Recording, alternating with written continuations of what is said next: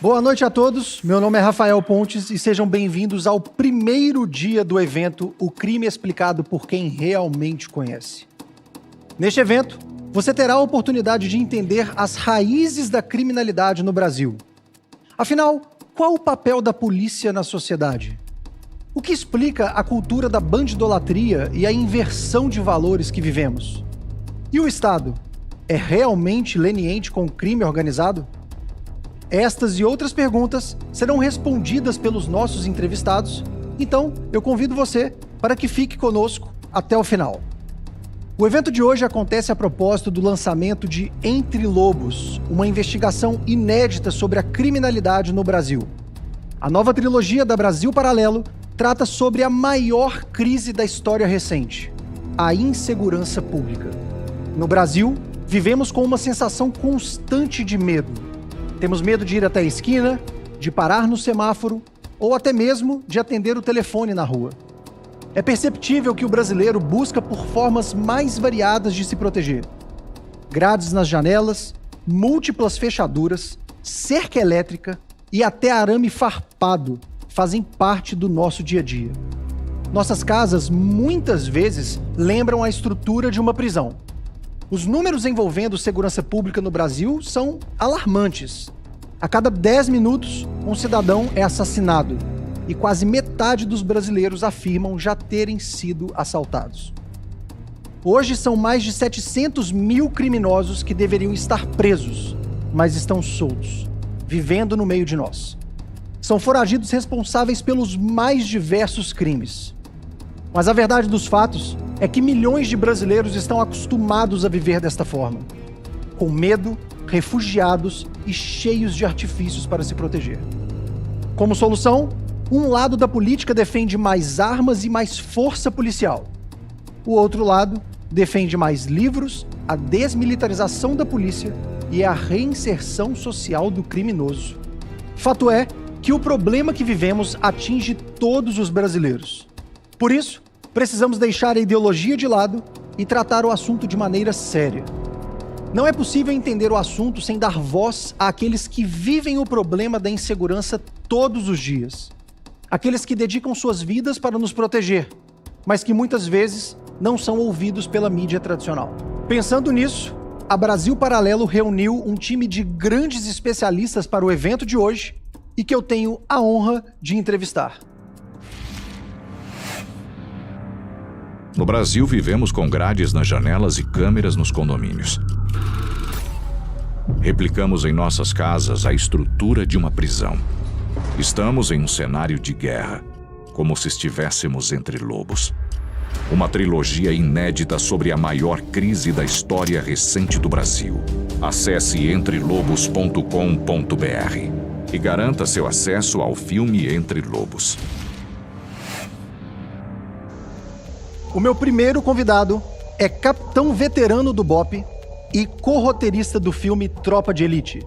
Nós estamos recebendo aqui no palco Rodrigo Pimentel. Pimentel, muito obrigado pela sua participação. Obrigado pelo convite. A gente que agradece.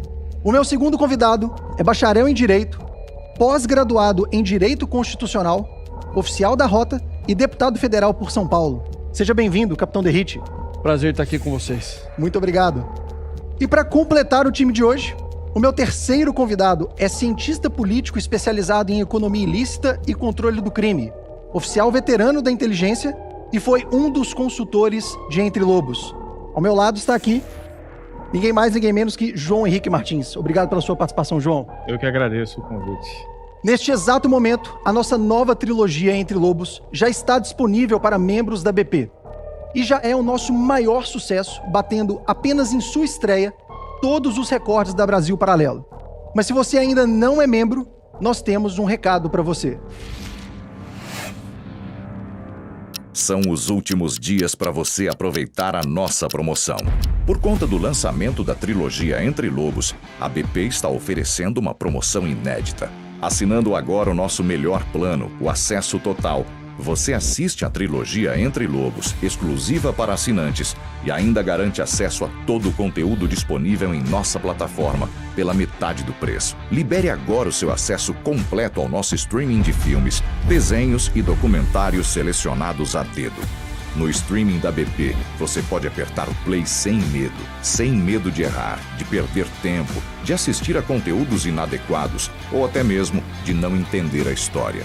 Libere também o seu acesso ao Núcleo de Formação, nossa principal iniciativa educacional, feita para quem busca recuperar o tempo perdido devido à péssima educação na escola. São mais de 50 cursos com professores de excelência e aulas com qualidade cinematográfica sobre ciência política, economia, literatura, arte, música e educação familiar. Acesse também o curso recém-produzido Segurança Pública, o controle do crime ao longo da história, com João Henrique Martins, um dos maiores especialistas do assunto e mentor da produção Entre Lobos. Todo esse conteúdo está distribuído em nossos planos, que se fossem assinados separadamente, custariam mais de R$ 1.500 por ano. O plano Acesso Total já oferece uma boa opção, mas agora a BP está com uma promoção ainda melhor. Somente até o dia 30 de junho, você assina o nosso melhor plano com 50% de desconto e garante acesso à nossa plataforma por apenas R$ 49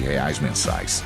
É isso mesmo. São 50% off em nossa melhor assinatura para você desbloquear o melhor que a Brasil Paralelo tem a oferecer, pela metade do preço.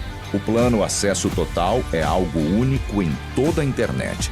Então não perca esta oportunidade. Clique no link da descrição deste vídeo ou aponte a câmera do seu celular para o QR Code e torne-se membro da BP. Mas não se esqueça, são os últimos dias para você garantir os 50% da nossa promoção. Nós contamos com a sua participação. Muito obrigado e até breve.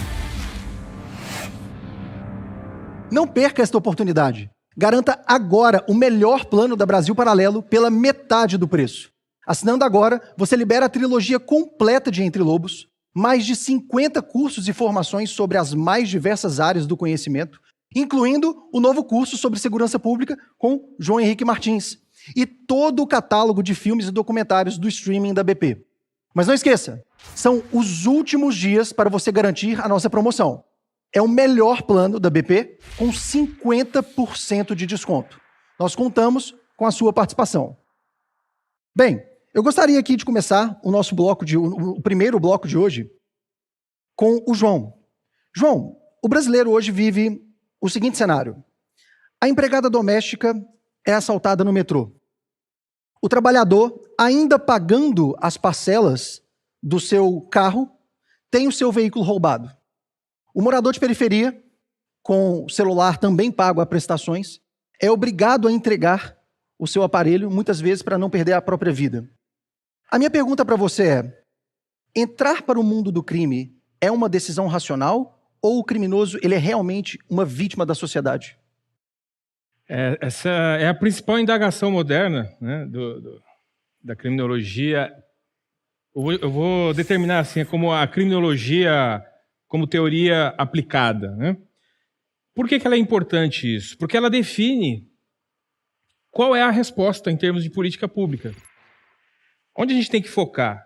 No comportamento criminal ou na formação do criminoso? E a primeira divisão, a primeira e mais importante divisão da criminologia moderna, e eu estou para datar isso, pós-Segunda Guerra Mundial, os anos 50 e os anos 60, tá? As duas grandes regiões do planeta que começaram a ter problemas criminais neste tipo de problema que você destacou, que é a criminalidade urbana comum, né? As primeiras regiões que começaram a ter isso foram os Estados Unidos, as grandes cidades americanas e as grandes cidades inglesas a partir dos anos 50. Até então, o que era a criminalidade? Criminalidade era crime passional ou delinquência política, né?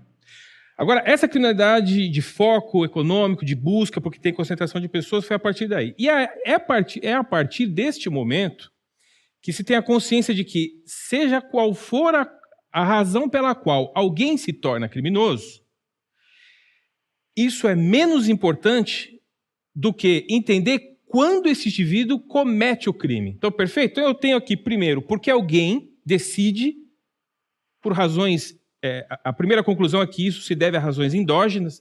Ninguém, até hoje, a ciência não consegue precisar se é uma questão psicológica, de psicopatologia, ou ainda uma questão de cunho social. Quer dizer, basicamente, a questão a hipótese de que a privação social leva ao crime já está descartada há pelo menos 50 anos, né?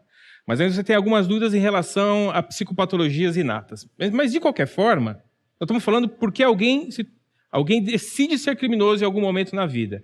É absolutamente incerto. O que sabemos com muita convicção é que ele só age, o comportamento criminal só eclode quando a percepção de custo é baixa. Seja ele o batedor de carteira ou o batedor de celular, ele vai agir no momento que ele percebe que a vítima está vulnerável e que é baixa a chance dele ser capturado. Seja esse batedor de carteira, seja o criminoso organizado, o corrupto ou o pedófilo. Todos eles só vão agir no momento que perceber que o custo é baixo. Isso é racionalidade. Então, como é que a gente modula isso? Aumenta o custo, aumenta a percepção de risco para o criminoso, que ele recua com o comportamento criminal. A gente tem vários exemplos para descrever isso e demonstrar. Eu vou falar aqui alguns exemplos aqui na nossa fala. Perfeito. E nessa fórmula do crime, Derrite, o custo e o benefício a gente não consegue controlar, né? Mas a probabilidade de ser punido é algo que está sob o controle do Estado, acredito eu. Estou errado ou não? Tá certo, e o Estado brasileiro peca muito nisso.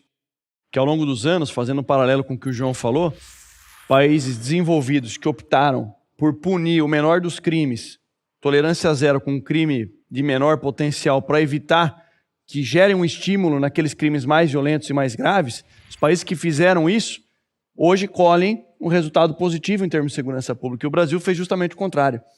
Ele criou lei de menor potencial ofensivo, foi descriminalizando alguns crimes que eram tipificados como crime, hoje são contravenções penais. Na verdade, o que ele fez, falando em teoria econômica do crime, acabou gerando estímulos para que aquele criminoso que está na dúvida se ele entra para a vida do crime ou não, acaba gerando estímulo para que ele entre. E aquele que já está na vida criminosa, o Estado brasileiro forneceu inúmeros benefícios, estímulos para que ele permaneça. Eu posso elencar alguns aqui. No Brasil nós temos saída temporária. Aliás, antes da saída temporária, nós temos audiência de custódia. Um dado do Tribunal de Justiça do Distrito Federal, do ano de 2020, 78% das prisões realizadas pela polícia, em 78% o criminoso foi posto em liberdade. Sem contar aqueles casos em que o policial se torna o criminoso. Pela fala de um marginal, alguém que vive à margem da lei. Tem audiência de custódia, saída temporária, visita íntima, auxílio reclusão, entre outros inúmeros benefícios. Então o Estado brasileiro peca e peca muito, pecou muito ao longo dos anos, favorecendo e fornecendo estímulos para aqueles que querem entrar na vida criminosa ou permanecer nela. Perfeito. Pimentel, é comum vermos em filmes, sejam nacionais ou internacionais, a figura do criminoso, do bandido como herói, né? Neste mesmo cenário, a sua história de vida ela foi responsável por inspirar a criação do famoso personagem Capitão Nascimento do filme Tropa de Elite, que acabou trazendo um contrapeso, digamos assim, para a indústria do cinema, né? Você acredita que iniciativas culturais como filmes, séries, documentários, até o próprio Entre Lobos, consiga ajudar a população a ter uma visão diferente sobre o papel da polícia na sociedade? Eu tenho absoluta certeza que essa é uma das saídas. Eu vou lembrar de Os Miseráveis, Victor Hugo, um clássico da literatura. O crime cometido era roubar um pão. Era um furto famélico. Eu preciso separar o que é famélico do que é vocacional. Eu preciso que a sociedade brasileira entenda que eu não posso ter pena do malfeitor. O novo cangaço, uma atividade hoje criminosa que está espalhada pelo Brasil. 50 bandidos invadindo uma cidade, matando pessoas, usando os seres humanos como escudos. O novo cangaço hoje é realizado por bandidos com mais de 30 anos de idade, brancos em sua maioria, alguns são fazendeiros, outro é dentista, outro é advogado. Isso não é famélico, isso é vocação. Isso tem que ser combatido, enfrentado. E eu preciso dizer para todo mundo, eu não posso ter pena de um malfeitor que invade uma cidade, mata um policial e coloca um cidadão amarrado no capô de um carro. Então eu tenho que separar isso, usando o cinema, a literatura, o jornalismo, o documentário. Derrite, hoje vemos políticas públicas que prezam, às vezes, mais pelo amparo do criminoso do que da própria vítima. Uma legislação que se preocupa cada vez mais em acolher bandidos do que aqueles que sofrem com a criminalidade. Hoje você está em Brasília, né? Nós temos projetos de lei ou discussões em andamento que buscam retomar essa percepção de prisão para criminosos, né, e amparo às verdadeiras vítimas da sociedade? Sim, temos inúmeras propostas legislativas. O que o pessoal não entende é que, primeiro, esse era um ambiente que não era dominado por nenhum especialista em segurança pública, alguém que vivenciou a guerra real que existe no Brasil. Às vezes, para falar sobre segurança pública, procurava-se um parlamentar que tem um conhecimento vago sobre o assunto. A partir do momento que policiais militares passaram a ocupar esse campo de batalha, que são, na verdade, os poderes legislativo, executivo, e se candidataram especificamente no Congresso Nacional, nós começamos a ocupar um local do debate e dar um testemunho de alguém que vivenciou. Só que, infelizmente, somos minoria ainda dentro do Congresso Nacional. Pautas como a segurança pública sempre são tratadas com uma certa preocupação, mas nunca com prioridade. As minhas falas lá, segurança pública tem que deixar de ser preocupação, passar a ser prioridade.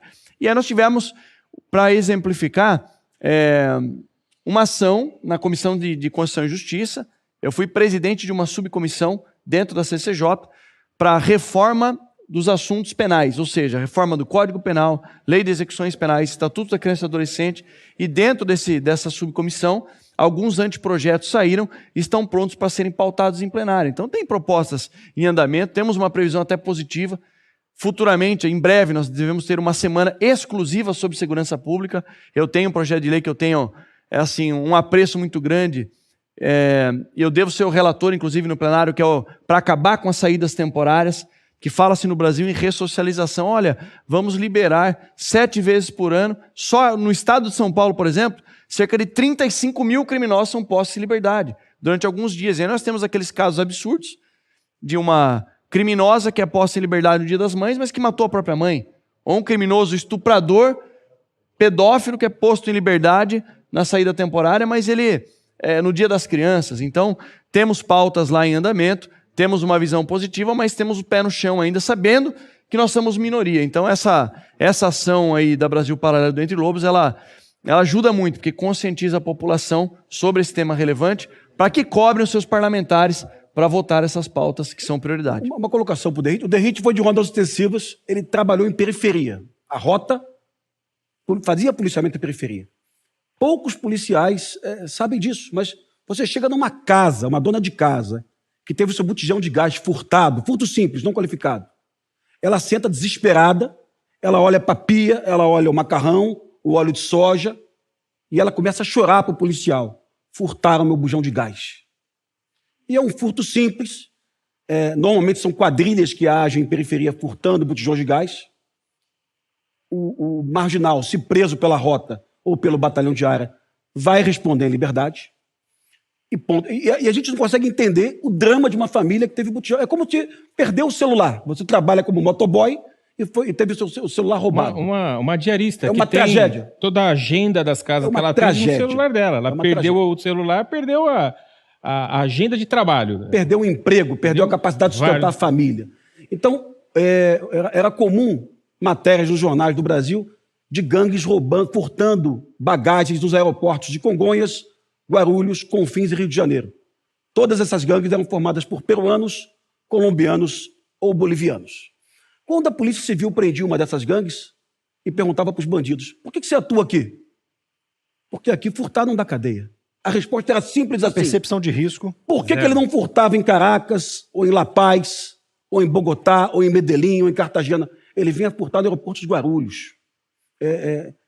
Sem nenhum tipo de preconceito, porque quase todos os bolivianos que moram aqui são pessoas que trabalham muito, mas alguns praticavam furtos no aeroporto e praticavam não só um furto, praticavam dezenas de furtos.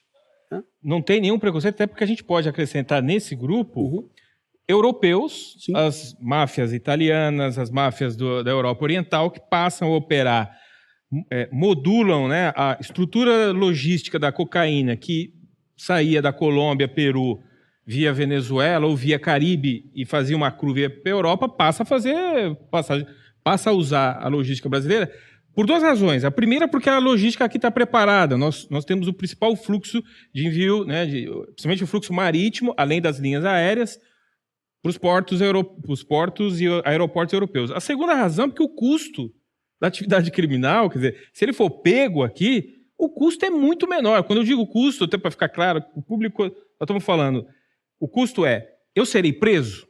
Uma vez preso, eu serei descapitalizado? Eu vou perder dinheiro, carga, em nível que vai me falir?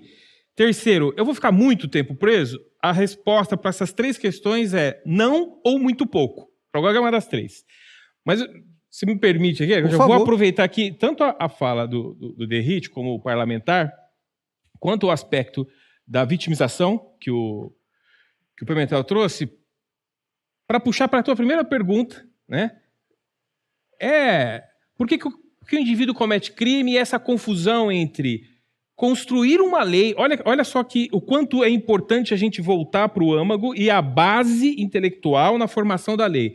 Às vezes as pessoas esquecem o seguinte, a lei é um processo construído, a nossa legislação, tanto a legislação penal quanto o sistema policial, quanto o sistema prisional, ele passa por um processo. O primeiro processo é a discussão política dentro do Congresso, que é uma discussão técnica feita por cientistas sociais, juristas e políticos dentro do Congresso, a lei construída e depois a lei aplicada. Nessa discussão técnica sobre a formação da lei penal no Brasil e o sistema policial, olha que importante isso. Qual é a base teórica, qual é a base científica que inspira os parlamentares a atuar? É a base focada no comportamento criminal, porque se for no comportamento criminal, ele tem três entes. Ele tem a vítima, lá na periferia, que precisa ser protegida, o agressor, que é o criminoso, e o Estado. Você discute a lei penal pensando o seguinte, como é que o Estado protege a vítima enfrentando o criminoso? Então, está muito claro quem é a parte mais frágil aqui. Quando você pensa... Então, quem que é o destinatário da política criminal, que é a lei? É a vítima. Quando você constrói uma legislação penal ignorando o foco no comportamento criminal e apenas na ideia ou na suposição de que quero impedir que alguém se torne criminoso, você exclui a vítima desse item, ficam dois. Fica o Estado e o agressor. O Estado é muito mais poderoso que o criminoso, então o criminoso ocupa o papel da vítima. Então é uma discussão sobre se a lei é rígida, se é agressiva ou não contra o criminoso. Não é uma discussão se essa lei protege ou não a vítima. Então a vítima que você escreveu, ela some do nosso... Ela não aparece. Ela não aparece, ela não é considerada. Então você não fica discutindo essa lei, essa lei consegue proteger? Não, a discussão é, essa lei é muito rigorosa. E daí eles tentam, através de uma teoria, de um garantismo penal exacerbado, dizer que o bandido ele é um coitadinho, ele é vítima da sociedade. Ele ocupa o espaço da vítima de verdade. Mas as pessoas que trouxeram isso para a nossa legislação, para o nosso ordenamento jurídico, elas sabiam o que elas estavam fazendo. Só que nós só fomos enxergar, o Brasil só foi enxergar 40 anos depois. E a nossa busca agora é para retomar. Olha, peraí, tem que colocar no centro do debate, o principal cliente aqui é a verdadeira vítima. É ela que está sofrendo. A gente comemora, eu vi muita gente comemorando, e claro, já é um motivo para a gente ficar otimista. A redução de 20% do índice de homicídios no Brasil em 2019. Tá ok. Só que nós saímos de 65 para 41 mil. E não é um número aceitável. Já voltamos para 50. Já voltou para 50. Então qual que é o número aceitável? Em padrão OCDE, estamos falando de 18 mil homicídios ano do pior índice. Que é o americano. Exatamente. Então, a gente não pode aceitar isso no Brasil. O Estado, o Congresso tem que fornecer mecanismos para proteger a vítima e dissuadir, desabilitar o criminoso, desincentivar ele, né? E como que a gente... o que a gente consegue fazer de ações palpáveis, assim, que fortaleçam de fato o sistema de justiça criminal no Brasil? Assim? Por onde que a gente conseguiria dar o pontapé inicial nessa história?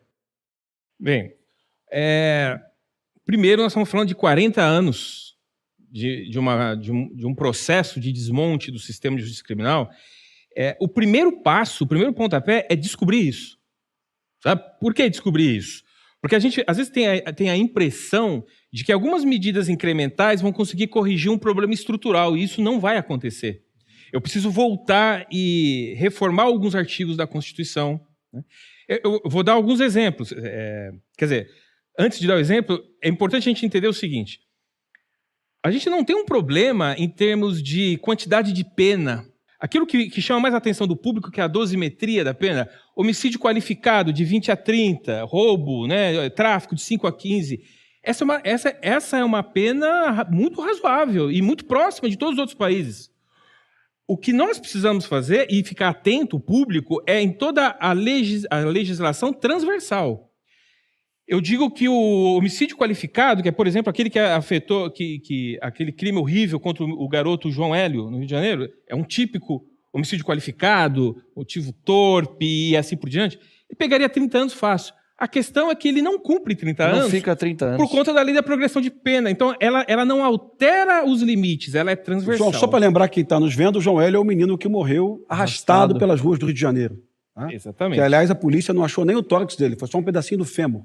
Ele morreu nessas condições. Tá? Olha que crime horrendo. Então, como é que a gente muda? Olha, só para concluir o raciocínio. Progressão de pena. Ele pode ser condenado a 30. Ele vai cumprir de verdade 20% dessa pena. Se ele for menor, ele cumpre no máximo 3 anos, que não é pena. Que é exatamente um dos autores era menor. Um dos autores era menor. Agora, olha só. Como é que altera isso? Medida socioeducativa. Medida socioeducativa. É um absurdo que só existe no Brasil. Como é que a gente faz isso? Olha para fora. Olha para os países europeus. Olha para os Estados Unidos, Canadá, Japão. Qual seria a pena deste crime para os autores se tivesse ocorrido em Estocolmo, se tivesse ocorrido em Londres, em Tóquio? Eles estariam para o resto da vida presos, porque a maioria de todos esses países que eu citei, inclusive, tem prisão perpétua. Por que esses países se reservam o direito de manter na sua legislação democracias consolidadas, regimes liberais? São países, inclusive, que se permite algum nível de liberalismo relacionado a drogas e tudo mais. Mas por que esses países conseguem isso? Porque em nenhum momento, na discussão e na estruturação do sistema de justiça criminal, se esqueceu a vítima. Eu continuo olhando para a vítima. Por isso que todos esses países resguardam e mantêm para si o instituto da prisão perpétua. Num caso como esse, o juiz tem autonomia para dizer: meu caro, você não tem condição de viver em sociedade, não porque eu quero tratar você, mas porque eu quero proteger todas as vítimas potenciais. Agora, ele vai ficar numa masmorra o resto da vida? Não. Ele vai ficar numa unidade prisional, onde ele tem lá o banho de sol, ele vive, não vai sofrer tortura, mas ele vai ficar preso com proteção da sociedade. Então, o primeiro passo para agir para isso é entender que houve uma série de inovações sem nenhuma base científica. O garantismo penal não tem nenhuma base científica, não tem aquilo que a gente na ciência chama de base empírica. Isso não foi provado e testado em nenhum lugar. Aí você olha para fora, todo mundo fez diferente. Então, o desenho agora é, primeiro, consciência, o segundo, uma série de mudanças que precisam sofrer um processo de reforma, que é complexo. O processo de reforma não é mudar uma lei. Sim. Eu preciso mudar uma série de dispositivos que tem um efeito final ali. Do que o João está falando, não adianta a gente alterar. Eu falei sobre o fim da saída temporária. Isso causa impacto positivo? Sim. Mas vai resolver o problema de segurança pública? Não. Código Penal. Outro exemplo, o crime da Elise Matsunaga. Matou, esquartejou, virou série na Netflix. Então a gente tem um problema cultural e do bandidolatria, vira uma série para enaltecer, colocar ela como, olha... Você tem uma pessoa que foi uma criminosa, que foi apenada por 19 anos de prisão, baixou para 16, cumpriu 10, está na rua. Sim. Por um crime extremamente bárbaro. Então, Código Penal, Lei de Execuções Penais, que vai reger a vida do preso após, Constituição Federal. Eu sou defensor de que o criminoso preso ele tenha obrigatoriamente que trabalhar. Por N motivos, inclusive econômico. Ressarcir a vítima? Ressarcir a vítima. No nosso ordenamento jurídico, isso não acontece. Até existe uma previsão, mas não acontece. Segundo ponto, se autossustentar. Porque quem está sustentando o criminoso preso é a população com imposto. Então, ele que pague, ele que se autossustente na prisão. E um terceiro ponto, para aqueles que não vão permanecer a vida toda presos, para quando ele saia do sistema prisional, para que ele possa minimamente, de fato, arrumar um ofício para trabalhar e não tenha que voltar para a vida delituosa. Então, perceba que a reforma do sistema de justiça criminal é uma reforma ampla, não é alterar o Código Penal ou a Lei de Execuções Penais. São vários... aspectos dentro da legislação de várias leis infraconstitucionais, a própria Constituição, para que a gente possa promover essa reforma tão necessária no Brasil. E também não vai ser a única forma de combate à violência, tá? Deixar bem claro Eu vou dar um exemplo aqui do entorno de Brasília, que na década de 2000 era a região mais violenta do Brasil, em todo o entorno de Brasília. Tinha policiamento, tinha viatura da polícia, tinha rondas ostensivas, tinha patamo, tinha investigação, tinha perícia e altíssimos índices de homicídio praticados perto de um bar. As cidades satélites de Brasília, os pais iam trabalhar no plano piloto, voltavam para as casas por volta de 9 da noite. Os filhos estudavam meio período, chegavam da escola 1 da tarde e iam para uma mesa de bilhar. Ou então eles iam para uma lan house. E ali eles ficavam até 8 da noite, até o pai chegar. Ali eles presenciavam uma briga de cachaça, uma facada, e ali eles tinham contato com o crime. E toda vez que o governador de Brasília tentava aumentar o efetivo de policiamento, aumentar delegados, peritos, policiais militares, a média de homicídio continuava igual. Evidente que ele tinha um problema maior ali. Ele tinha que buscar uma escola integral, evidente que ele tinha que buscar atividade de esporte, lazer e cultura, e ninguém nega isso. Isso é importante também. Mas eu preciso de uma reforma na parte criminal. Eu preciso que o bandido fique preso. Eu preciso que ele pague. Tá? A cadeia não serve para ressocializar. Isso é um equívoco contado 1000 vezes.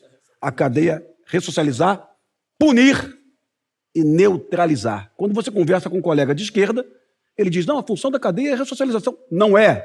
Você está equivocado. Ninguém disse isso. Nem Foucault, nem Jean-Luc Vacuin, ninguém diz isso. Os pensadores da cadeia não dizem isso. Eles sabem que a cadeia também serve para punir. Exato. Né? E é importante isso, porque, veja, qual é a resposta de uma sociedade civilizada para a incivilidade do crime? Qual é a resposta? É um ato de força. Okay? O mal do crime é pago com o mal da pena. A pena é uma inovação civilizatória. Porque senão o mal do crime é respondido com o mal da vingança privada para quem tem condição. Porque a mãe que está no ponto de ônibus, no celular, 4 horas da manhã, provavelmente não tem capacidade de reagir. Aliás, a maioria de nós não teria a capacidade de reagir a um ataque dos criminosos ali. Então, nem a vingança seria plena impunidade. Então, a resposta do mal do crime é o mal da pena em sociedades civilizadas. Bem, se o Estado se nega a aplicar isso, sobra o quê? Sobra ou a vingança, isso. Ou só, que é exatamente o que começa a proliferar no país, começa não, já está há um tempo, o linchamento, a formação de vigilantismo que deságua para uma milícia, e aí a gente vai perdendo cada vez mais o controle, e sobra a completa descrença da sociedade com o Estado e com a própria... O Estado vai perdendo a legitimidade, as pessoas vão passando para a ação privada e a gente nunca mais controla isso. João, e nasce daí, é daí que nasce, desse sentimento, desses anos aí de impunidade, de policial enxugando gelo, de busca por uma vingança que nasce dentro das forças policiais e se espalha para toda a sociedade, aquela famosa frase que bandido bom é bandido morto. Todo mundo sabe disso. Aí começa dentro da polícia, o bandido só respeita aquilo que ele teme, se a gente prender o cara não vai ficar preso, então a gente vai para cima e vai... Agora o negócio é exatamente isso. Daí que surge, né? E é prejudicial por quê? Sim. Porque no meio desse conflito, dessa insegurança jurídica, insegurança pública, impunidade para o criminoso, nós temos um agente policial. O cara que arrisca a vida, aliás, que morre diariamente no Brasil para defender a população. E quando ele age em legítima defesa, defendendo ele próprio, ou o Estado, ou uma vítima, ou a sociedade, quando ele aperta o gatilho, cumprindo a sua função, representando o Estado fardado, o Estado vira as costas para ele. Porque ele está no meio da fogueira, vai falar, agora gerou um processo crime, amigão, boa sorte, agora você vende o seu carro, sua casa, faz vaquinha para pagar o seu advogado. Perfeito. Derrite, eu gosto de exemplificar, me perdoa, para ser bem didático. Claro. Eu uso esse argumento em escolas de ensino médio.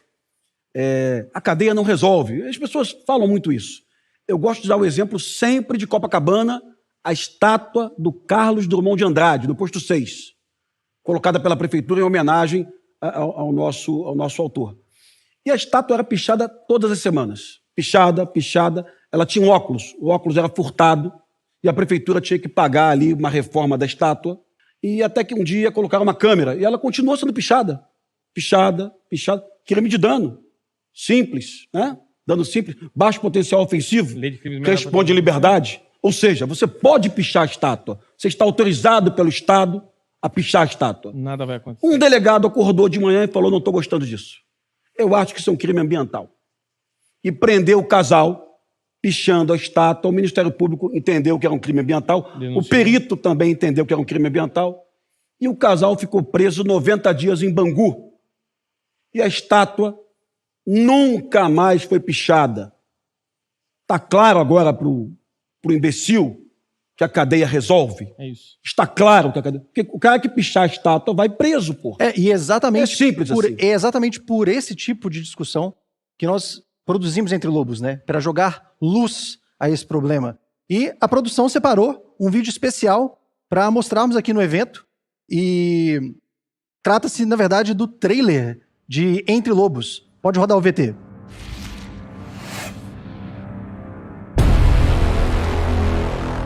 A crise de criminalidade do Brasil não tem paralelo no mundo.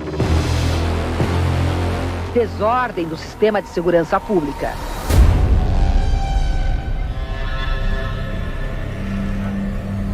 Olha, a nossa situação em termos de segurança pública, se não for a pior do mundo, é certamente uma das piores. Pelo amor de Deus, cadê a justiça? Há 3 assaltos por minuto no Brasil. Isso gera um abalo psicológico dos cidadãos enorme. E o brasileiro já se acostumou com isso. Nossas casas, em geral, parecem maquetes penitenciárias. Então nós estamos vivendo um estado de barbárie. A apreensão de drogas disparou e bateu recorde no último ano, Quase 17 toneladas de cocaína apreendidas este ano. colocando em alerta as autoridades de Santos, no litoral de São Paulo. O problema é que essa crise de criminalidade sem fim atende aos interesses de muita gente. Investigadores acreditam que o PCC lucre cerca de R$1,5 bilhão por ano com o envio de toneladas de cocaína para a Europa. É muita gente ganhando muito dinheiro com crime no Brasil. Procurem descobrir se em algum país do mundo existe uma decisão do tribunal mais alto proibindo a polícia de prender criminoso. Que país é esse que a gente vive hoje? Hoje, a resposta do Estado ao crime produz estímulo à atividade criminal. Se você for solto na audiência de custódia, o que você vai fazer? Roubar de novo. Num país com 60 mil homicídios por ano, com cerca de 47 mil estupros, como é que eu posso dizer que há um encarceramento em massa? Não tem encarceramento em massa, você tem impunidade em massa. O criminoso brasileiro ri da pena. Como e por que nós chegamos nesse ponto?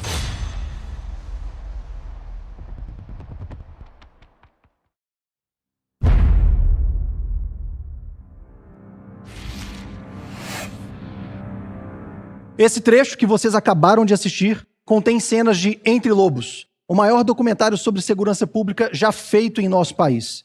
Entre Lobos é um original BP exclusivo para membros da Brasil Paralelo. Lembrando a você, que está nos assistindo, que são os últimos dias para você garantir o melhor plano da Brasil Paralelo pela metade do preço. São quase R$600 de desconto na assinatura anual que te dá acesso ao melhor conteúdo que a BP oferece.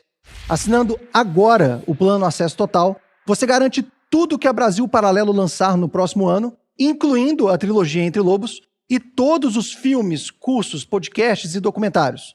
Além disso, você também terá acesso ao curso Segurança Pública, o controle do crime ao longo da história com João Henrique Martins. Nesta formação, você irá aprender sobre como a civilização foi construída por meio da segurança pública, começando no Velho Mundo e terminando no Brasil. O curso já está disponível em nossa plataforma para todos que buscam aprofundar sobre o tema. Então, toque no link da descrição e aproveite os 50% off para você se tornar membro da BP. É o melhor plano pela metade do preço. Nós contamos com a sua participação. Bem, dando continuidade, João, o crime ser registrado não significa que o autor será preso. O autor ser preso não significa que ele será punido, e ele ser punido não significa que ele vai cumprir a pena em sua totalidade. Pelo que a gente conversou até agora, é isso que nós temos, esse é o cenário. Se você pudesse fazer um raio-x da insegurança no Brasil, para você, onde estaria a raiz da impunidade? Tem um item além, depois de ser registrado, até ele ser condenado, ele pode nem ser processado, né? Então, é uma fase ainda anterior. Se ele conseguir ser processado, né, identificado, o âmago, o ovo da serpente do desmonte do sistema de justiça criminal foi ter permitido construir uma legislação penal, processual penal, que não tem foco na proteção da vítima, logo não entende que a prisão é o nosso principal recurso civilizatório para inibir o crime. Olha só que devaneio, né? Ele está na base da nossa legislação. Ela entende que ela tem que tratar, ela é quase que ela é um dispositivo de tratamento psicológico ou de assistência social ao criminoso. Ela olha o tempo todo para o criminoso e diz assim, como é que eu posso convencer a você a deixar de cometer o crime? Isso está escrito na lei de execução penal. Quando ela fala no regime semiaberto, qual é a motivação do regime semiaberto e aberto? Ele tem que a autodisciplina do preso, tomar consciência que a sociedade está dando. Ela o tempo todo quer tratar e não proteger a vítima, e não controlar. Se o piso é esse, não tem nada de bom que vai ser construído a partir daí, percebe? Inclusive, vários recursos positivos que poderiam aparecer ao longo do tempo, por exemplo, a própria ideia de justiça restaurativa. Nos países europeus, principalmente, onde ela se desenvolve, ela visa atender a vítima, sabe? Depois dela receber justiça, depois do criminoso que matou o seu filho estar preso, você vai até o pai ou os pais e diz o seguinte, é possível, você ainda sente ódio? Você quer avançar e tentar perdoar? A vítima diz sim, eu quero tirar esse sentimento de mim. Inicia um processo dela olhar para o agressor e tirar o ódio dela. Percebe que o foco está todo na vítima? Perfeito. Na hora que você pega essa tradução e traz justiça restaurativa para o Brasil, vira uma maluquice, um absurdo. O indivíduo que nunca foi preso, que nunca cumpriu pena, a vítima que nunca recebeu justiça, você põe ela para abraçar o preso, você põe ela para contemplar. Então, o âmago, o ovo da serpente do nosso problema é a base intelectual absolutamente incorreta, que tem como pressuposto que a pena ou o sistema de justiça criminal deve recuperar o criminoso e não estabelecer a punição. E quando a gente diz punição, só para concluir, a gente falou um pouco no final do outro bloco, que é o seguinte, a punição, ela é o elemento estrutural que nos dá condição de fazer todas as outras coisas em relação ao preso. Isso significa que primeiro eu vou punir para controlar ele e para poder prestar justiça às vítimas. Eu ainda posso, se houver ressocialização, ótimo. Se ele sair de lá trabalhando, ótimo. Mas percebe, eu não posso fazer nada nessa estrutura que troque a punição por qualquer outra coisa, porque senão eu simplesmente anulo o sistema. E foi isso que foi feito com o nosso sistema. Ele desconstruiu o principal recurso. Se eu tiro isso, não tem jogo. Ele fica completamente desarticulado. A polícia não consegue fazer nada, a vítima nunca vai ter justiça, o juiz não consegue dar uma sentença satisfatória, e o criminoso ele só tem uma resposta. Fui punido ou não fui? Se não fui, eu continuo, porque é o regime de incentivo. E Pimentel, é curioso porque parece que nós vivemos uma inversão de valores de fato, né? Sim, é a certeza de que tudo foi feito em função da agressora, não da vítima. É a certeza. E é o que a gente percebe na literatura policial brasileira, na cinematografia brasileira. Sim. Eu insisto, Pichote, Cidade de Deus, Carandiru, Meu Nome Não é Johnny, Lula, Filho do Brasil. Sabe? É sempre esse o foco. O bandido passa a ser a vítima. E ponto final. O Pichote, o Hector Babenco, não tratava a vítima lá atrás no cinema. Ele tratava os delinquentes, menores infratores. Tá? Carandiru, a mesma coisa. Né? Cidade de Deus também. Começa com a execução de um vigilante numa agência de um banco. Sim. Né? Então, sempre assim. O Tropa de Elite, ele quebra isso. E, por ser inovador, é um grande sucesso. Muita gente diz assim, Pimentel e Zé Padilha erraram na mão. Eles queriam fazer um filme de esquerda e o filme virou de direita. Não é verdade. Zé Padilha fez Mecanismo, que é uma porrada no PT. Tá? O livro Tropa de Elite estava pronto um ano antes e foi muito criticado pelas ONGs de direitos humanos. Pouca gente sabe, mas algumas ONGs pediram a censura do filme Tropa de Elite. E o argumento que eu usava com essas ONGs, olha, quem censura normalmente é o ditador. Sim. Então você quer censurar o meu filme? Você não está preparada para a sociedade ver a história de um policial jogar na cara de um estudante da PUC. Você é culpado pela violência? Porque você é culpado. O Brasil tem 150 homicídios por dia, 100 homicídios praticados a 50 metros de uma boca de fumo. Então é evidente que todo maconheiro no Brasil está contribuindo, está colaborando. Evidente. E ponto final. Quer fumar maconha? Fuma, mas leva isso para o travesseiro à noite. Sim. O Brasil é violento em função da tua atividade, em função de você financiar esses assassinos. Derrite, fazendo um gancho com isso que o Pimentel trouxe, é comum a política de tolerância zero no mundo do crime, né? A gente vê que a punição ela é rápida e severa muitas vezes, né? No sentido oposto a isso, na verdade, a gente vê que muitos dos chamados especialistas em segurança pública são contrários ao endurecimento da lei, né, e ir nesse sentido. É possível afirmar que a criminalidade no Brasil ela é resultado de leis lenientes com o crime organizado? Não só com crime organizado, mas com crime comum também. Sim. Sem dúvida alguma. A insegurança pública no Brasil ela é reflexo da fragilidade da legislação que não pune adequadamente o criminoso e não protege adequadamente a vítima. E aí vem aqueles argumentos do pessoal que defende uma política de desencarceramento em massa e dizendo que, olha, não, cadeia não resolve. O Pimentel já disse que cadeia resolve sim. Aliás, foi criado para isso. A pena funciona para isso. Não, a própria esquerda reconhece isso quando pede cadeia para crime homofóbico. Sim, eles são... É uma certa hipocrisia, né, de quem fala sobre isso. Mas ninguém fala, por exemplo, que no estado de São Paulo nós temos 350 mil condenados transitando nas ruas aí livremente. E aí a Polícia Militar do estado de São Paulo fez um estudo científico, pilotado pelo Major Villard, que foi um dos entrevistados no Entre Lobos, um cara que se destaca pelo seu papel intelectual dentro da própria Polícia Militar, e pegou-se duas datas, dia 8 de abril de 2021, todas as prisões em flagrante delito que a Polícia Militar do Estado de São Paulo realizou em todo o Estado.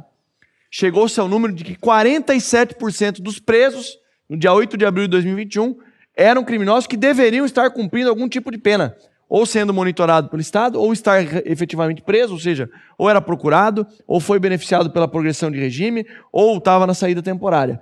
Como o número foi muito assustador, quase 50%, vamos fazer a contraprova. Pegou-se o dia 5 de agosto de 2021 e chegou-se ao número de que 50% das prisões realizadas pela Polícia Militar no Estado de São Paulo foram prisões realizadas contra criminosos que deveriam estar sendo monitorados pelo Estado. Então o Estado ele falha demais, falha. O criminoso está nas ruas, a população está com medo e a legislação não pune quem deveria punir, que é o crime. E nesses casos, lembrando que é aquele índice extremamente irrisório daqueles que cumprem pena. Sim. Vou voltar a falar do meu estado de São Paulo. De cada 100 crimes de roubo no estado de São Paulo, crime de roubo que aflige diretamente a sociedade. De cada 100 crimes de roubo, 2% chegam na fase de pena. Os outros 98 roubos que acontecem não chegam na fase de pena. Então existe um índice aí absurdo de impunidade. Sim. Pimentel, alguns veículos de comunicação, em manchetes, jornais, usam termos como meninos ao invés de criminosos. Jovem estudante ao invés de bandido. Sim. Manchetes de operações como a Suspeitos. O que é até um erro de português. Se você pegar o Aurélio, o dicionário, não é essa a definição de suspeito. Perfeito. A Globo entende hoje que quem atira numa laje, filmado pelo Globocop, atirando na laje, na polícia, com fuzil, são suspeitos. Meu Deus, isso é um erro. E é engraçado, porque manchetes como a operação que aconteceu no Jacarezinho, por exemplo, é nítido, né? Aparece ali na tela, a gente consegue ver que eram vítimas, eles escrevem exatamente isso, né? Polícia destrói memorial feito para vítimas da operação que matou 28. Você saiu da Globo em 2015, salvo engano. Sim, 2015. Né? 2015. Afinal, por que este esforço da mídia em tratar o criminoso como vítima da sociedade? Eu faço questão de dizer que eu tenho grandes amigos na Globo. O Lacombe era meu amigão na Globo. E hoje tenho muitos amigos lá. Não uso Globolixo, não gosto de usar Globolixo. Tá? Eu trabalhei naquela casa, mas existe um nível intermediário, não estratégico, que ele é dominado, sim, por ideologia. Os nossos amigos, quando tinham 17, 18 anos de idade, nossos amigos de direita buscavam engenharia, advocacia, medicina. O pessoal mais ali de centro buscava direito, e daqui a pouco a turma de esquerda ia para o jornalismo, filosofia, história. Perfeito. Sociologia também, que eu me formei em sociologia. Tá? E é a grande verdade. São colegas que vivem numa bolha, que não andaram de ônibus, que não foram assaltados nos ônibus, tá? Porque o trabalhador de manhã ele é assaltado no ponto de ônibus. No Rio de Janeiro, o trabalhador é assaltado no ponto de ônibus com um fuzil. Um fuzil que custa R$40 mil, R$50 mil, o bandido usa para tomar um celular que custa R$1.000. Essa é a vocação do trabalhador de periferia do bairro da Pavuna, no Rio de Janeiro. Esse cara odeia bandido. Mas a Rede Globo, essa turma que faz jornalismo, do politicamente correto, ela foi adotando essa prática. Isso hoje parece que não tem mais volta. Ela insiste em chamar em suspeito. Eu dou um outro exemplo aqui que me deixou muito triste. A Globo ela aplaudiu, sim, nos editoriais, a decisão da DPF 635. Aplaudiu a proibição das operações nas favelas do Rio de Janeiro. A Globo aplaudiu nos editoriais. Todos os comentaristas da Globo aplaudiram a decisão da Suprema Corte em proibir as operações. E eu estava vendo televisão e vi uma colega da Globo, muito amiga, jornalista, no Globocop, apontando um caminhão roubado dentro da favela da Maré. Um caminhão roubado com telefones celulares. E ela insistia. Por que que a polícia não está lá recuperando esse caminhão? Por que que a PM não faz nada? E eu mandei um zap para ela imediatamente. Minha filha, minha amiga, está proibido, pô. E vocês aplaudiram. Vocês disseram que isso é o correto. Então, isso tomou conta, sim, de um nível tático na Rede Globo, não estratégico. Quem está lá em cima pilotando a Rede Globo, é evidente que o Ali Kamel não é de esquerda, que o Schroeder também não era de esquerda, é evidente que não é. Mas o jornalismo ele está solto. Eu acredito até que a família Marinho não tenha controle daquilo tudo, porque aquilo virou um absurdo. Aquilo virou um absurdo. Não tem precedente em nenhum país do mundo. Eu faço uma comparação assistindo jornalismo europeu. Eu assisti um documentário do jornal de Moçambique. E os jornalistas moçambicanos, eles chamam os terroristas do norte de Moçambique de terroristas e bandidos. Eles não chamam de suspeitos, tampouco de meninos. Quem chama de menino é Rede Globo. Quem chama de suspeito é Rede Globo. Perfeito. Bem, nós vamos continuar com o nosso bate-papo, mas antes, a produção separou mais um trecho do filme que ilustra um pouco do que nós falamos nesse último bloco. Roda o VT. Uma operação policial que chega num lugar para prender 21 pessoas, prende 6 e deixa 25 mortos, precisa ser olhada de perto. 25 mortos, um policial. E o discurso da polícia é que estava todo mundo fortemente armado. Aparentemente, estavam muito armados, mas não sabiam atirar, né? Porque eram 24 armados e mataram só um do outro lado, mas morreram todos esses, né? Não tem no mundo cobertura igual a do Brasil. Na América do Sul não tem, na África não tem, na Europa tampouco. No Brasil, a mídia imediatamente se coloca do lado dos interesses dos bandidos contra as ações policiais. Eles fazem a manchete de forma a já vitimizar o próprio criminoso, chamando de jovem ou chamando de estudante.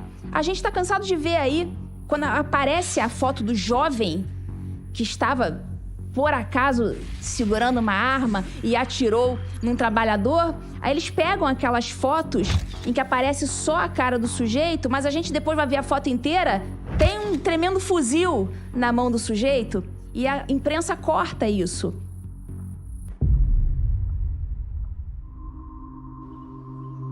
O policial que estava na minha frente, ele, infelizmente, quando ele teve que agir, ele teve que efetuar o tiro, ele ficou com medo. Medo provocado pela imprensa.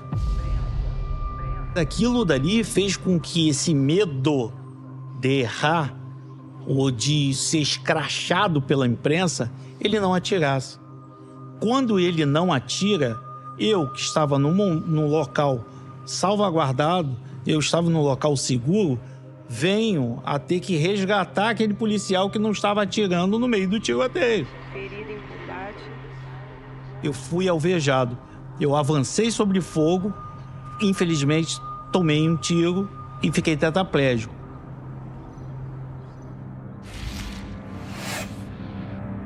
Lembrando a você que está nos assistindo que a trilogia completa de Entre Lobos já está disponível para os assinantes da BP.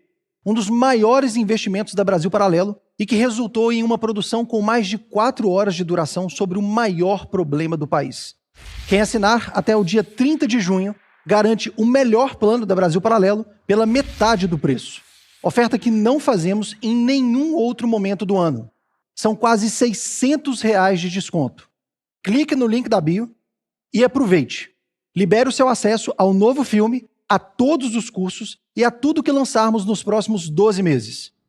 Nós contamos com a sua participação. Bem, dando continuidade então para o nosso terceiro e último bloco, Derrit, você disse anteriormente que existem então projetos de lei em discussão em Brasília que visam justamente tentar mudar de alguma forma essa dura realidade que nós estamos vivendo. Enquanto parlamentar, quais são os principais entraves que você enxerga na Câmara? O que você consegue trazer para a nossa audiência que você fala assim, isso aqui é um impeditivo para a gente conseguir mudar essa realidade dura que estamos vivendo? Primeiro ponto é a pouca quantidade de parlamentares que está, de fato, interessado em resolver esse problema. Infelizmente, o político no Brasil, via de regra, é preocupado, em primeiro lugar, em reeleição. Depois, eles se preocupam em resolver algum problema, ainda mais um problema grave como esse, que não é algo que traga popularidade. Me perdoa, deputados não policiais também estão empenhados nessa tua guerra? Temos bons deputados que não conhecem do tema e que, pelo convívio conosco, lá com policiais que viveram essa guerra e que conhecem um pouco mais, acabam vindo para o time, mas ainda somos minoria. Está falando aqui para aprovar um projeto de lei ordinária simples, nós precisamos do mínimo aí de metade mais um da Câmara. Alterar a Constituição é 3/5, então é algo que ainda é difícil. Então, primeiro ponto, pouca quantidade de parlamentares que está interessada em enfrentar esse problema.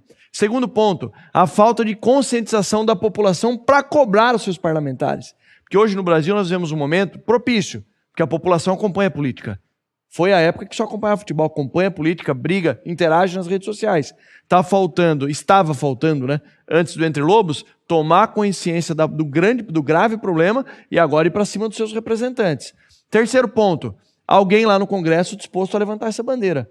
Eu estou falando sobre combate à economia ilícita, estou tentando formar uma frente parlamentar de combate à economia ilícita e proteção das vítimas desde o primeiro ano do mandato. Eu não tive ainda 171 assinaturas. Convido os colegas deputados a assinarem a minha frente parlamentar. Creio que também o documentário vai ajudar nesse sentido. E um terceiro ponto, bater de frente com aqueles que defendem a criminalidade. Tem muito deputado no Brasil, muitos, que defendem criminosos abertamente. Defendem, que estavam lá junto com a ONG Fogo Cruzado do Rio de Janeiro, o Partido Socialista Brasileiro foi até o STF pedindo para as polícias pararem de subir o morro, realizar operações, sob o argumento de que para proteger os agentes sanitários por conta da pandemia. Isso é mentira. Eles estão defendendo criminosos. Fora isso, nós temos o problema do ativismo judicial no Brasil. Graças ao senhor Edson Fachin, as polícias foram proibidas de realizar operações durante a pandemia. Bela contribuição que ele deu para a sociedade. E aqui eu posso criticar uma ação dele, porque eu tenho imunidade parlamentar para isso. E aí um outro bastidor que pouca gente sabe, que são os grandes escritórios criminalistas que ganham muito, mas muito dinheiro com a legislação leniente com o criminoso desse jeito, que são inúmeros recursos cabíveis, então mais clientes para que eles possam defender, e eles estão nos bastidores do Congresso, eles sempre estiveram, né, fomentando a legislação para chegar nesse ponto e não querem que a coisa mude. Então, esse é um problema, mas o problema está posto aqui, que nós precisamos juntar forças agora no Congresso Nacional para enfrentar esse grave problema. E para ti, João? Quais são as principais barreiras? Eu costumo usar o termo de que esse é o principal desafio da nossa geração. Uma em razão do nível que chegou, são os números que o próprio Entre Lobos mostra, o tamanho da economia ilícita, porque você já, além da vitimização contínua, né, e absolutamente democrática, todos os segmentos da sociedade são atingidos, tudo isso agora formaram vários magnatas do crime, né? A gente tem a ideia de só as drogas, mas, para você ter uma ideia, eu fiz um estudo, um levantamento sobre os mercados ilícitos aqui em São Paulo, pensando 9 mercados que não incluem drogas e armas, eles geram só no estado de São Paulo 15 bilhões por ano. Um mercado bilionário. É um mercado bilionário no país e tem muita gente, de fato, está ganhando dinheiro e está reinvestindo nisso. Então, cigarro também, João? Cigarro, né? Aqui nesses 9 eu tenho veículos, cigarro, produtos químicos, né? Celulares, eletrônicos, brinquedos, tá? 9 mercados, 15 bi só do crime, roubo, furto, contrabando. Então, veja. Você criou um ciclo vicioso, né? Como é que a gente faz para voltar para o ciclo virtuoso? Como é que a gente olha de volta, né, para o modelo? Aí a gente tem que ir para teoria política, ou pelo menos política aplicada dura. Fazer isso que o deputado está descrevendo. Olha para o Congresso, quais são os grupos de pressão. A lei não ficou assim por combustão espontânea. Essa lei foi redigida em algum lugar, foi levada para o Congresso, foi aplicada. Ela permanece assim da mesma forma. Então, o embate ele ocorre na arena de segurança pública, que são os grupos de pressão que atuam no Congresso. O mais vistoso é aquilo que a gente chama dos acadêmicos antipenalistas, que escrevem essa quantidade de papers e de produtos que são absolutamente sem qualquer base empírica. Mas quem banca, do ponto de vista mesmo estrutural, do corpo a corpo no Congresso, é o lobby dos advogados criminalistas garantistas. E aí tem um conflito de interesse que a gente não acordou para isso ainda, né? Você pega a comissão de reforma do Código Penal ou do Código de Processo Penal, aí você tem 10 componentes. Quem é essa comissão? Técnicos que o Congresso quer ouvir. Aí você olha para a formação da comissão, tem 8 advogados garantistas. Essa é a única categoria que pode ganhar legalmente em razão da atividade criminal. Deixa eu me explicar aqui para... Ele houve um crime, tudo que está em volta do crime é ilegal, menos a defesa, porque o criminoso tem direito à defesa, então o criminoso pode pagar ele. Ok, qual é o interesse do advogado criminalista de base garantista? Que a legislação seja o mais porosa possível, seja cheio cheio de aspectos processuais que ele possa anular o processo, porque é assim que, no Brasil, o advogado criminalista vende serviços jurídicos. Então é óbvio que ele não pode ser majoritário na comissão. Quem é que tem que ser majoritário? As vítimas. É as vítimas que têm que dizer, a lei me protege ou não. Ele tem que ser ouvido, mas não ser majoritário. Só para concluir, o principal dano nesses 40 anos, quer dizer, no aspecto da discussão política, o principal dano é que você percebe que a gente não consegue construir uma pauta que nos atenda. A gente está sempre discutindo aquilo que a esquerda pautou, ou que esses grupos mais radicais pautaram. A desmilitarização, se há letalidade ou não. A gente não discute, por exemplo, o ressarcimento. A gente não discute, primeiro, se a lei consegue efetivamente proteger a vítima, sim ou não, porque é a escala de custo, né, para o crime. Eu não consigo discutir o ressarcimento às vítimas de crime. Eu não consigo discutir modelos de enfrentamento ao crime para situações de ultraviolência, ou situações que são os casos, por exemplo, do cangaço ou do Morro do Rio. Em qualquer lugar do planeta, em qualquer democracia consolidada, um indivíduo armado de fuzil é um problema de segurança nacional. É terrorismo. É o terrorismo. E aqui ele é um alvo legítimo para ação letal em qualquer lugar do mundo, porque ele é praticamente um ato de guerra. Inclusive nas resoluções da ONU, inclusive. Exato. Inclusive nas resoluções da própria ONU. Eu costumo dizer o seguinte, que dentro da legislação da ONU de imposição da paz, não é operação de ressocialização para ter paz, é operação de imposição da paz. Como é que se faz isso? Com ação militar, com ação, com medida de força. Então, um indivíduo armado de fuzil, seja dominando um território como no Rio de Janeiro, seja atacando uma cidade como no Cangaço, em outros lugares, é uma ação de ultraviolência que merece uma resposta que necessariamente haverá danos colaterais, isso significa vítimas inocentes. Como é que nós vamos responder a isso como sociedade? É esse o debate. Como é que a gente vai debater? Como é que nós vamos construir? Precisa desenvolver técnica policial, precisa desenvolver lei, precisa desenvolver capacidade de troca de informação público-privada. Esse é o debate verdadeiro. Isso ultraviolento. Criminalidade comum. Basta passar no Leblon, nas praias de Copacabana, passar na rua principal de qualquer grande cidade que você vai ser ameaçado pelo roubo de celular e esse roubo pode virar um latrocínio que é matar a vítima. Como vamos desenvolver ação policial, ação legal, sistema de suporte do sistema de saúde psicológico para lidar para a vítima? Esse é o verdadeiro debate. A gente não consegue debater o como porque a gente não conseguiu definir ainda o quê. O que é? Eu vou aplicar custo. Agora, como é que eu aplico custo numa área pobre, em favela, ou numa área nobre, ou numa área que tem muito crime comum, ou numa área que tem crime ultraviolento? A discussão de política pública em qualquer lugar do mundo é o como fazer tudo isso, porque é extremamente complexo. Ninguém tem a fórmula mágica. Todo mundo aqui tem muita experiência em operar, em policiamento, mas cada situação exige uma nova modalidade. É isso o novo. Não é discutir se nós vamos punir ou não. Uma vez que sabemos como punir, como é que a gente faz isso na prática? Para diminuir o risco de ter vítima inocente, para diminuir o risco policial, para fazer com que esse indivíduo fique preso e lá dentro os seus direitos individuais sejam garantidos. Esse é o debate verdadeiro. Se a sociedade não tomar conta dessa pauta e falar, eu quero debater isso, e não a pauta ideológica, infantil, Foucaultiana da esquerda universitária brasileira, se ela não fizer isso, ninguém vai fazer. E aí, esse processo todo tem que começar com esse debate na pauta verdadeira que interessa o país e desaguar, na minha avaliação, para fechar esse desenho. Toda mudança da legislativa penal brasileira tem que ser submetida à aprovação pública em recursos de democracia direta, plebiscito ou referendo. Na minha visão, é a única forma de garantir, primeiro, que a gente consiga corrigir, segundo, que essa correção não seja alterada no apagar das luzes por um lobby forte que atua no Congresso. Porque aí o garantista tem que explicar para a dona Maria e para o seu João, no ponto de ônibus às 4 horas da manhã, que prisão tem que ressocializar e não proteger eles. Se ele conseguir convencer ela, está ótimo.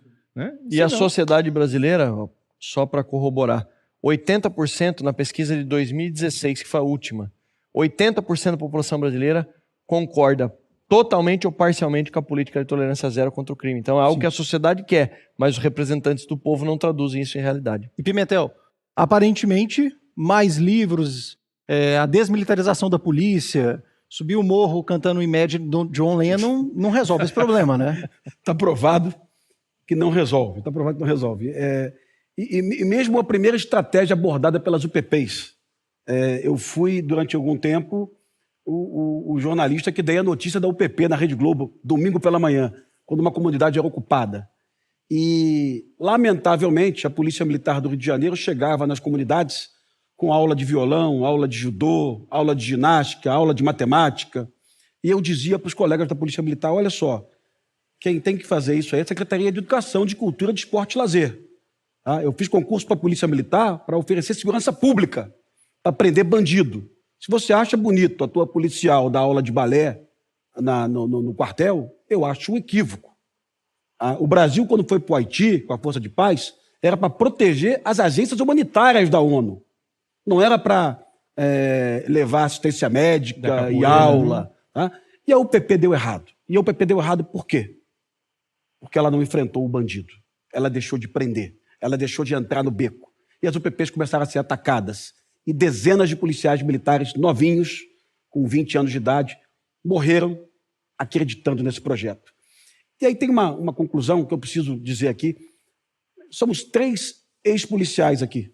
Aliás, policiais. E nunca vai deixar de ser policial da PM de São Paulo, tampouco do BOPE. E parece alguma coisa. São pessoas falando de pena, de cadeia, de morte, de enfrentamento. O Derrite falou. Estou falando de combate ao comércio ilegal. Todas as facções do Brasil hoje, Comando Vermelho, PCC, ADA, Terceiro Comando, todas vendem cigarros do Paraguai. Então, se todos os prefeitos do Brasil, prefeito pode fazer isso, aliás, deve, se todos os prefeitos enfrentassem a venda do cigarro paraguaio em banca de jornal, no comércio, vende cigarro paraguaio, fecha o comércio. Eu já teria um bom dinheiro do PCC para fora. 60% do mercado de cigarro, São Paulo, deve ser assim do Rio também, hoje é comandado pelo Os cigarros da BAT, da Souza Cruz, da antiga Souza Cruz, já não dominam mais o mercado. Souza Cruz, Philip Morris e JTI.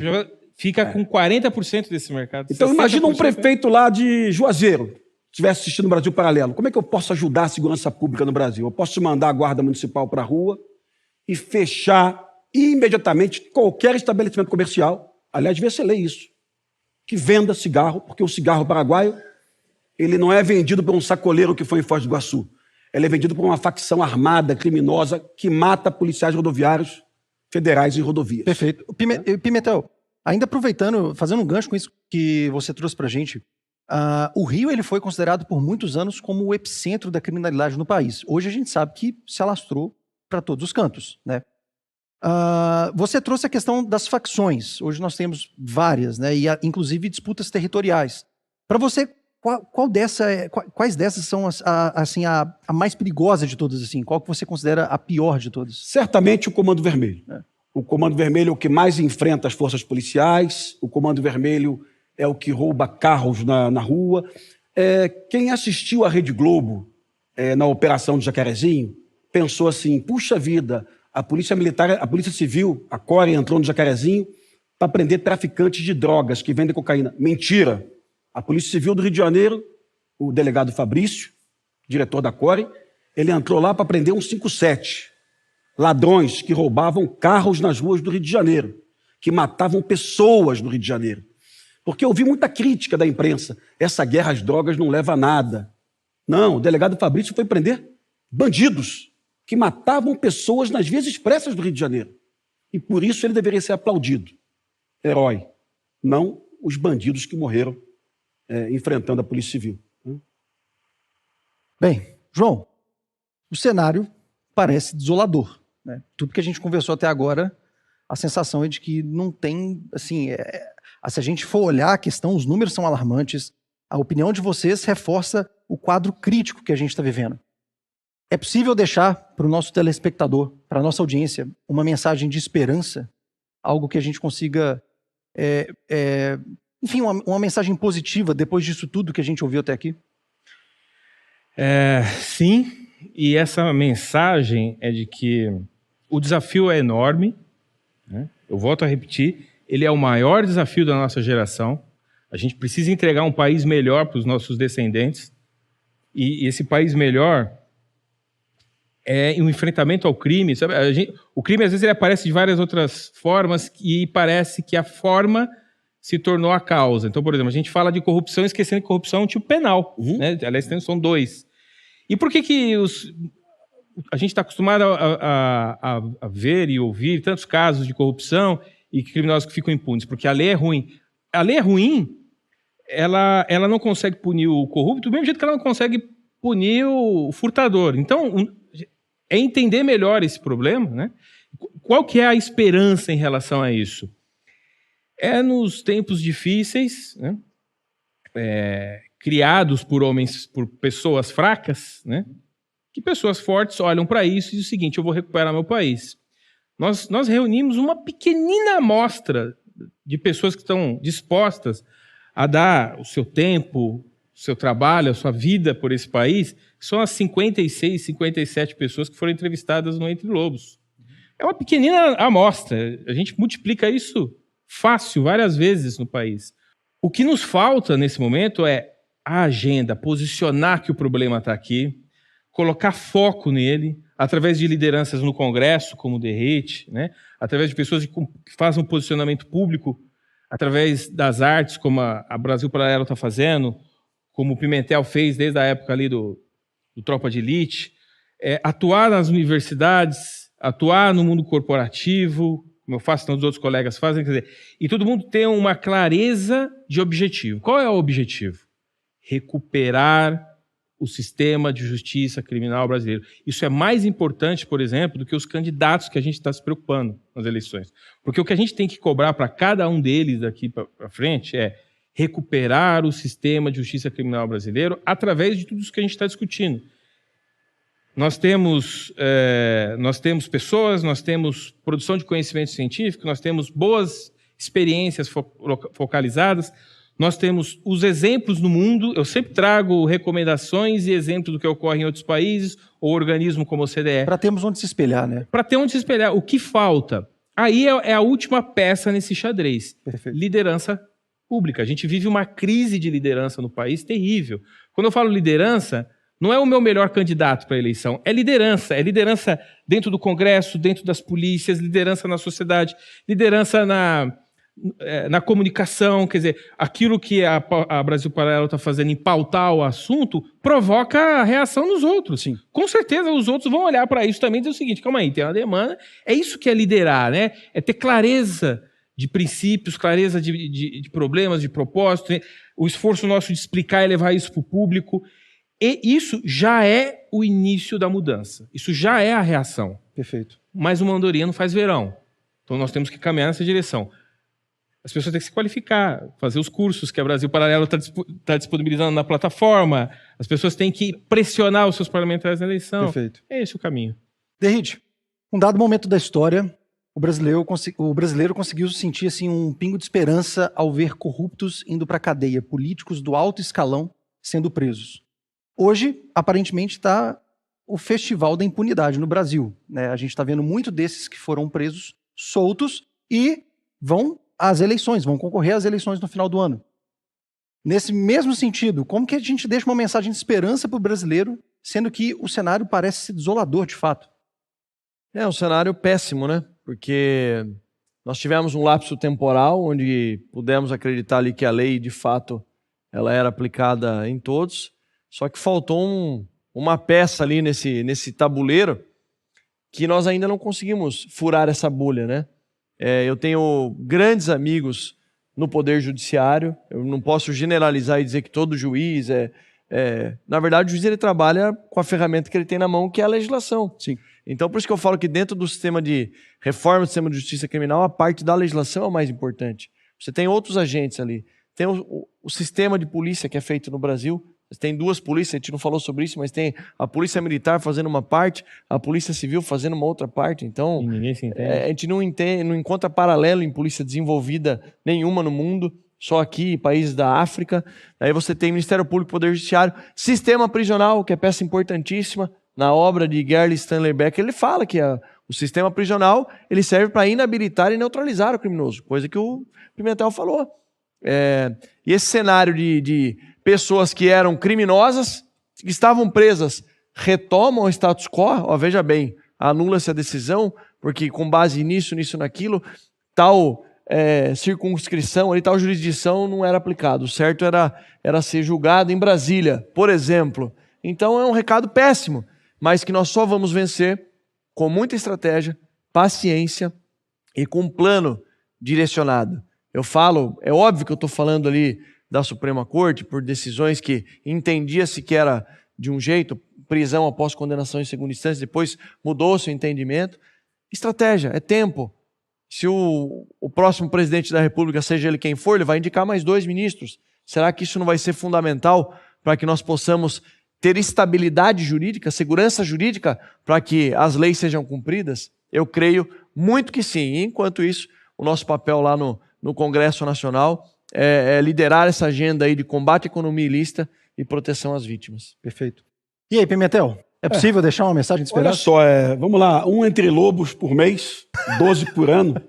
Eu estava em Salvador ontem e entrei no restaurante, uma menina de 14 anos, pai, é o moço do Brasil Paralelo. Falei, porra, eu sou o cara do Tropa de Elite, do BOP, mas ela lembrou do Brasil Paralelo e olha, um dia, uma menina de 14 anos de idade assistiu. Ela já vai levar um pensamento crítico. Ela já vai duvidar do que ela está vendo na televisão. Sim. Ela já vai questionar o professor. Ela daqui a 4 anos vai votar, daqui a 2 anos ela vai votar. Ela vai procurar um candidato que está naquela linha. Sim. Cinema é cultura de massa. Isso aqui é cultura de massa. Livro é cultura de elite. Isso aqui atinge 12, 13 milhões de pessoas. Tá? E a gente vai mudar. Mudança. Antes do Tropa de Elite 2, o jornal o Globo, no Rio de Janeiro, questionava se as milícias eram importantes para o Rio de Janeiro. Uma capa do jornal o Globo. Vantagens e desvantagens da milícia. A milícia sempre foi ruim. A milícia dominava território, matava pessoas. Não pode ser bom. É ruim. É igual ou pior ao tráfico. que a milícia consegue fazer deputado. Então, acho que é pior. O tráfico não fazia. E a novela da Globo lá, era o Antônio Fagundes, era uma novela chamada Duas Caras. Ele era um miliciano do bem. Então, o Brasil, depois de assistir a novela, a milícia era algo positivo. Mas veio Tropa de Elite 2 e falou, não, a milícia é ruim. Veio Tropa de Elite 1 e disse, o estudante da PUC, da UFRJ, da USP, olha, fumar maconha, você comprou isso de um assassino. Você não pode ter orgulho de dizer que você fuma maconha. Lembra na capa da Veja São Paulo, há mais ou menos uns 5 anos, a Soninha, da MTV, ela tirou uma foto assim, ó, eu fumo maconha. Eu duvido que ela fizesse isso hoje. Porque ela estaria dizendo para o público dela, eu dou dinheiro para assassinos. Ela fez antes do advento do Tropa de Elite. Hoje, ela não faria isso. Ninguém tem orgulho de dizer no Brasil hoje que fuma maconha. Quem diz, eu fumo maconha plantada em casa, que é mentira também, que não tem essa porra, né? Muitos colegas da Globo dizem, é uma maconha hidropônica, cascata. Dá trabalho fazer isso. Cascata, dá trabalho. Não é coisa de maconheiro. Não é coisa de maconheiro. Então, essa é a verdade. Essa é a verdade. E isso aqui, não tá? Um por mês.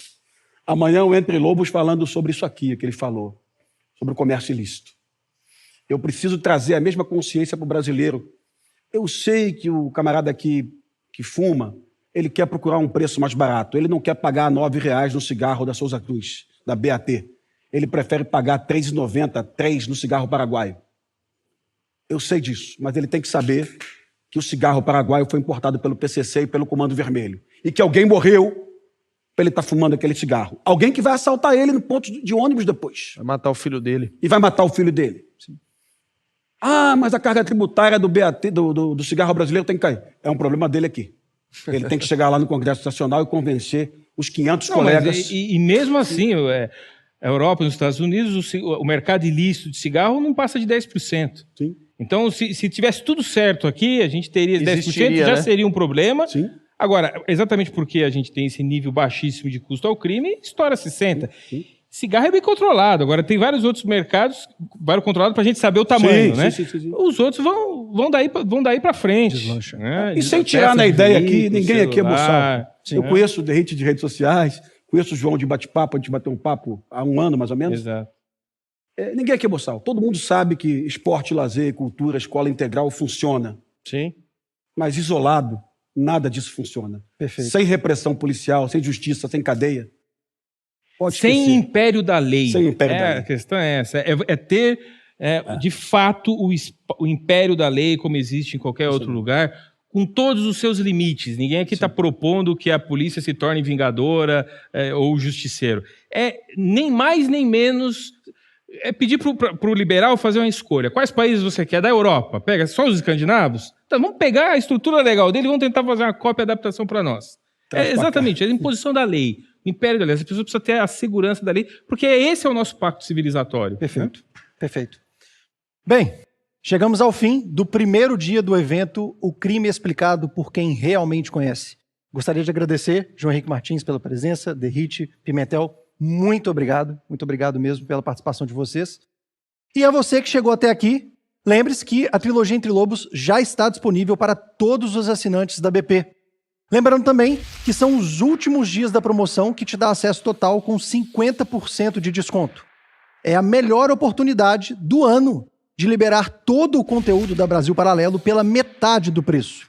Amanhã estaremos às 20 horas aqui no YouTube recebendo novos convidados para continuarmos falando sobre o crime por quem realmente conhece. Roberto Mota, Coronel Cajueiro e Marcelo Rocha Monteiro estarão aqui comigo às 20 horas no canal da Brasil Paralelo.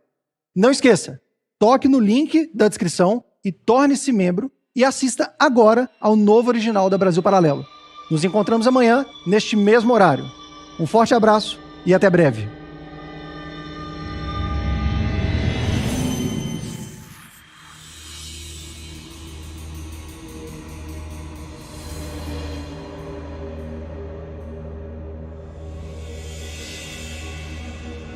Eu sou mãe de uma menina de 6 anos, portadora de autismo.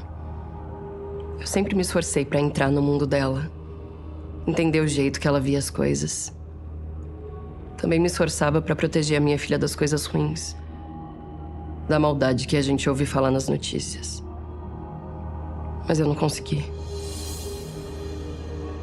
Um dia, 2 homens invadiram a nossa casa, me amarraram com um fio de carregador de celular, arrancaram a minha saia e me estupraram.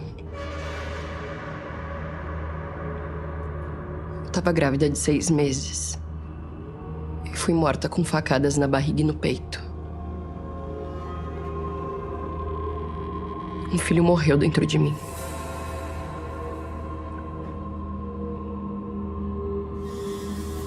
A outra foi encontrada coberta de sangue ao lado do meu corpo, em estado de choque. Os bandidos roubaram meu telefone e o meu carro.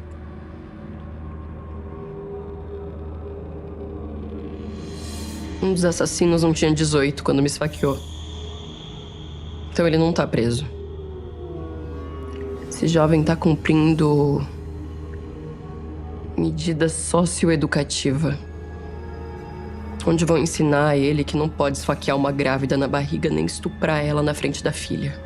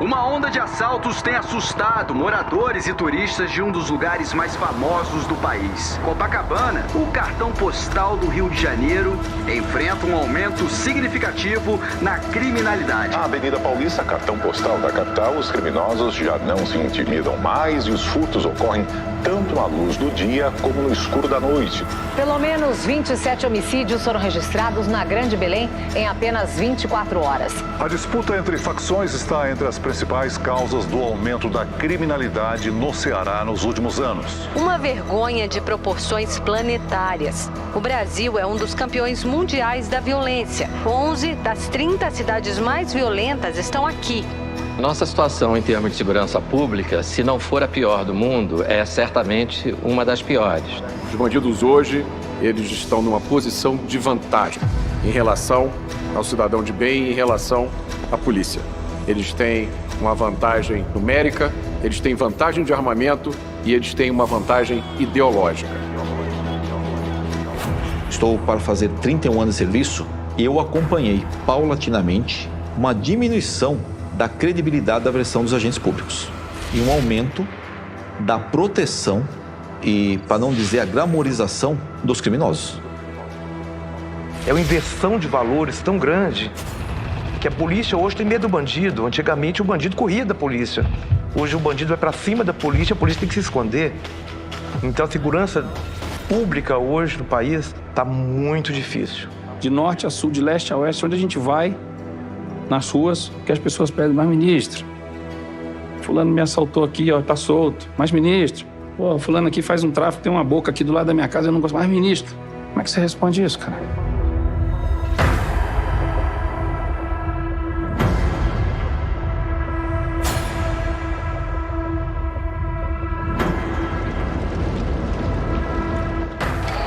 Eles não só cometem os crimes, como eles gravam homicídios, execuções. A Polícia do Rio apreendeu essa madrugada armamento pesado. Moradores de São Paulo estão apavorados com o aumento da violência. A gente já prendeu aqueles meninos 3, 4 vezes, mas não somos nós que soltamos eles. Você não pode ressocializar uma pessoa que nunca foi socializada. A fronteira brasileira, ela está escancarada. Escancarada. A Receita Federal fez hoje a maior apreensão de cocaína da história do Porto de Santos. Investigadores acreditam que o PCC lucre cerca de R$1,5 bilhão por ano. Ô, 03, 04.